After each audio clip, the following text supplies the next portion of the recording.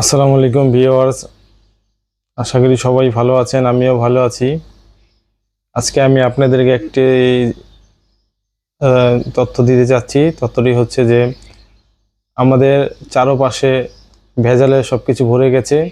আর এই ভেজালের ভিতরে আহ, আপনারা ফলের ভিতরে ফরমালিন পান, মাছের ভিতরে ফরমালিন এবং বিভিন্ন খাবারের ভিতরে কীটনাশক ফরমালিন পেয়ে থাকেন। তো যারা মাছ খান বাজার থেকে, জিতা মাছ যেটা জ্যান্ত মাছ, ওটা তো ভালোই, কোনো সমস্যা নেই। কিন্তু যারা যে মরা মাছ বাজারেও বিক্রি হয়, যে মরা মাছগুলো আপনারা কিনেন, তো এগুলো খুব সাবধানে কিনবেন। তো দেখবেন যে দেখতে অনেক সুন্দর চকচকা, কিন্তু আপনার ভিতরে ফরমালিন থাকতে পারে, অন্য কোনো কেমিক্যাল থাকতে পারে।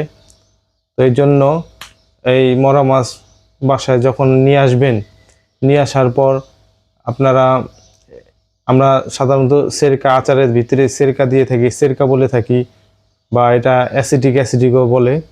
তো এই সেরকাটা বা অ্যাসিডিক অ্যাসিড, এইটার 3 থেকে 4 মুখা একটা বড় বোলের ভিতরে, পানির ভিতরে 3-4 মুখা অ্যাসিডিক অ্যাসিডটা দিবেন। দেওয়ার পর ওই পানির ভিতরে মাছগুলো 15 মিনিট রাখবেন। তো এর ফলে কি হবে? এর ফলে আপনার 90% ফরমালিন যদি থাকে, 90% ফরমালিন আপনার ধ্বংস হয়ে যাবে, নষ্ট হয়ে যাবে। অনেক ক্ষেত্রে 100%ও আপনার ফরমালিন ধ্বংস হয়ে যায়, নষ্ট হয়ে যায়। আর এই তথ্যটি আমি অবশ্যই বিভিন্ন জায়গা থেকে সংগ্রহ করেছি।